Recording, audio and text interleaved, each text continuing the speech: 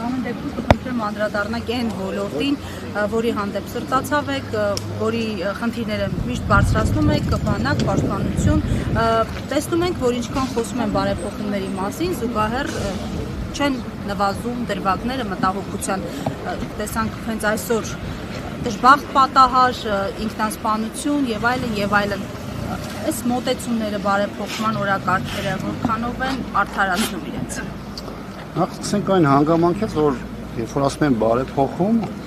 գոնե բովանդակային առումով պետք է հասկանանք, թե ինչի մասին է խոսքը։ Եթե բարեփոխումը ռազմական ոստիկանության պետի պաշտոնում այլ համակարգից ինչ-որ մարդու բերել նշանակելն է, ապա ես դա բարեփոխում որպես այդպեսին չեմ ընդունում։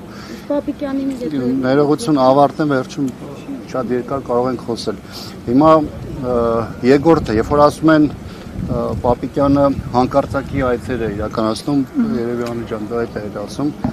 նույն հանկարծակի այցերը տասնամյակներով որպես այդպիսի մարտական պատրաստության պլանում նախատեսված միջոցառումներ են։ Եթե պաշտպանության նախարար կամ զինված ուժերի գլխավոր շտաբը առաջին անգամ է հանկարծակի այցերով գնում, դա շատ արդեն վատ է։ Եվ դա ներկայացնել որպես ինչ-որ բացառիկ երևույթ ցույց տալ, որ մենք ասում ենք, որ մենք պայքարում ենք տարատավոր բարքերի դեմ, դա սա է, դա բնականաբար առնվազն մասնագիտական շրջանակների աշխում որպես այդպեսին փոփոխություն չի ընկալվում։ Մի կարևոր հանգամանք է կա, որ այսօրվա դեպքի համատեքստում նաև կուզենայի օրինակով մահաչելի բացատրի, տեսեք, հիմա դեպք է տեղի ունեցել, չէ՞։ Հիմնական խնդիրը, որ իշխանությունի առաջ լինում է, որն է, այդ օրը կամ հաջորդ օրը միանգամից կադրային փոփոխություն անում։ Սկսում են բոլորը խոսում են պատասխանատուների մասին եւ այլն, բայց տարական բաներ կա, որոնք պետք է առաջին հերթին իրականացվեն։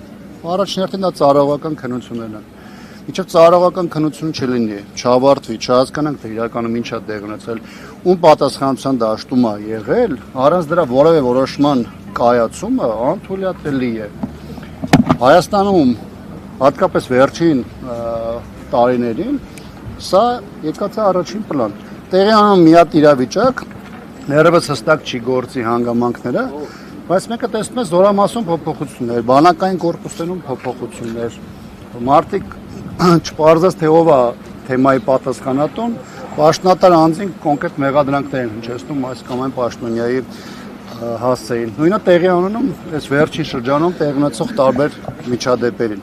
Սա ոչ միայն հնարավորություն չի տալիս իրականության մեջ գնալու ճիշտ բացահայտումների եւ պատասխանատուներին ի հայտ գալու ճանապարհով, այլ նաեւ բարոյական իրավիճակը բավականին բարդացնում է։ Սա երկուսը։ Երրորդ կարևոր հանգամանքը, որը պետք է առանձնացնել, հետեւյալն է։ Երբ որ խոսում են արատավոր բարքերի վերացման մասին, ո՞րն է դա։ Պատերազմ ենք փոխում ենթամշակույթի։ Շատ լավ։ Հիմա ո՞րն է դա։ Հանկարծակի այցերն են դա։ Ռազմական ոստիկանության պաշտոնում, ռազմականի պետի պաշտոնում ոստիկանապետի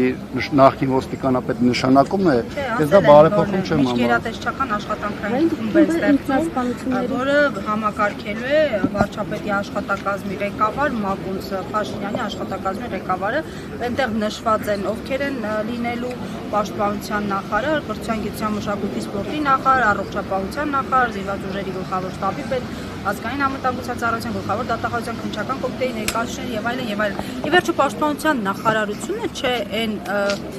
մարմինը, որը պետք է իրականացնի այս ամեն ինչը, ինչ կարիք կա միջգերատեսչական խմբի ստեղծում, ինչով է պայմանավորված անհրաժեշտությունը, ու Մակունցը պետք է այսպես զբաղվի այս հարցերով։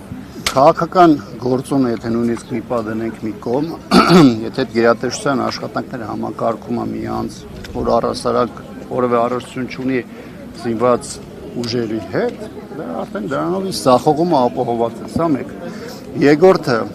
8 տարի խոսում են, չէ՞, նույն բանի մասին։ 8 տարի խոսում են ինքնասպանությունների, ոչ կանոնադրական հարաբերությունների, արատավոր բարքերի մասին։ Այսինքն 8 տարի անցավ, որոշեցին, որ ճանապարհը միջգերատեսչական հանձնաժողով ստեղծելն է։ Լավ, ասեք, միջգերատեսչական հանձնաժողովը ինչ խնդիր է իրար առաջ դրել, եւ ասեք, ինչ ճանապարհով է այս լուծումները, որտեղ այն մարդիկ, ովքեր դրված են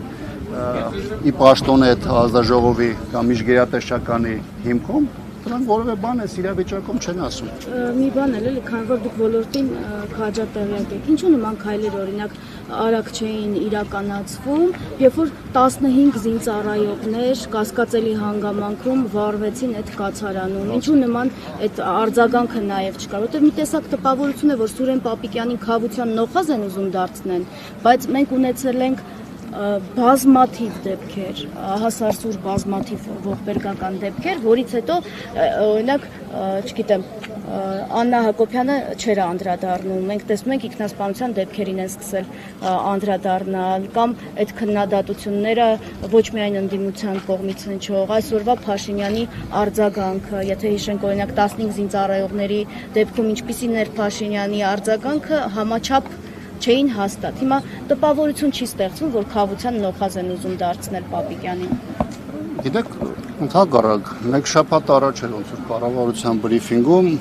Փաշինյանը պաշտպանում էր եւ ԳՇՊՏ-ին եւ պաշտպանության նախարարին, բայց ես վերջերս այս թեմայի հետ կապված որոշակի ուսումնասիրություն էի անում 2019 թվականին զինված ուժերում եւ նաեւ պաշտպանության բանակի հատվածում իրար հետևից տարբեր միջադեպեր եղան, տարբեր բնույթի Եղավ խորհրդակցություն, միանգամից ասացին, որ սրա պատասխանատուն Արցախի պաշտպանության նախարարն է, ժամանակ Կարեն Աբրահամյանը, միանգամից պաշտոնից ազատեցին։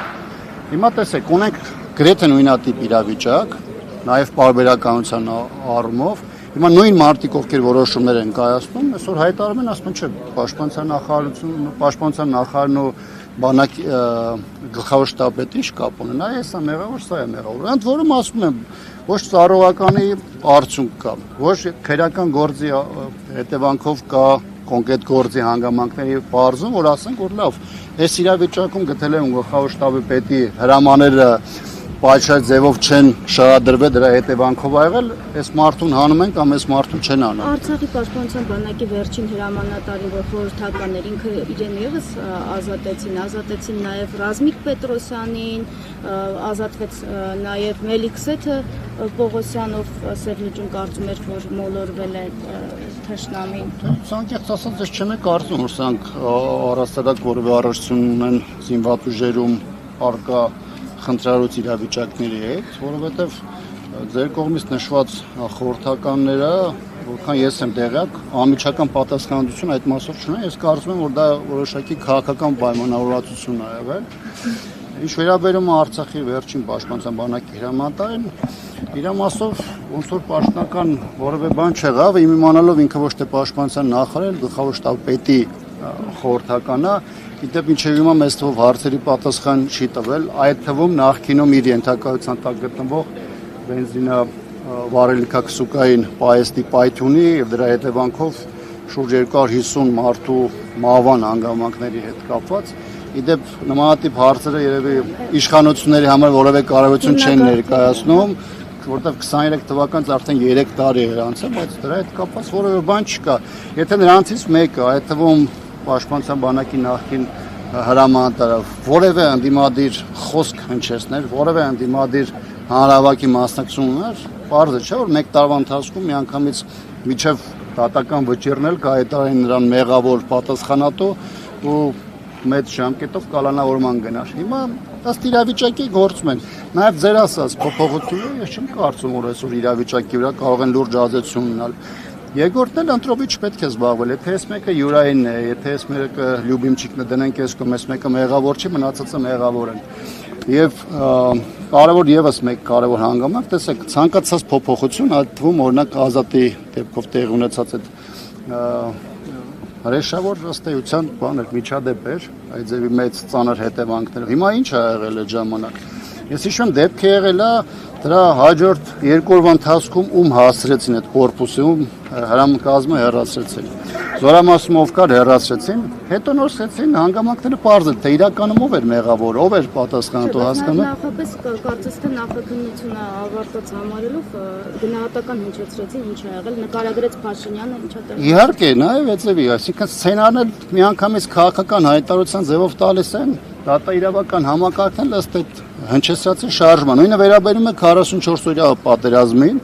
44-օրյա պատերազմից հետո գործերը նույնիսկ դատական process դեռևս չեն հասել։ Մեկը տեսնում ես ազգային ժողովի ամբիոնից Փաշինյանը կամ նրա մեկ այլ թիմակից տարբեր մարդկանց որակումներ են տալիս, ընդ որում ծանր մեղադրանքներ հասնելով, բայց այդ մարդկանց գործը նույնիսկ այս պահին էլ միջև այժմ դատավճիռը չի հասել։ Պարոն Աբրամյան, Վիլեն Գաբրիելյանը ընտրվեց անվտանգության ազգային ժողովի անվտանգության եւ պաշտպանության հանձնաժողովի նախագահ, դուք որպես ոլորտին քաջատեղյակ մարդ, Գաբրիելյանը իր ոլորտի մասին երբ որ խոսում էր, ներկայացնում էր իրեն, ասում էր, որ իր աշխատելավոճը տարբերվելու է, ասում էր, որ ինդիմատիվներին թույլ չի տալու միայն հարցի մասին բարձրաձայնեն եւ այդքանով ավարտեն, պետք է միասին աշխատեն։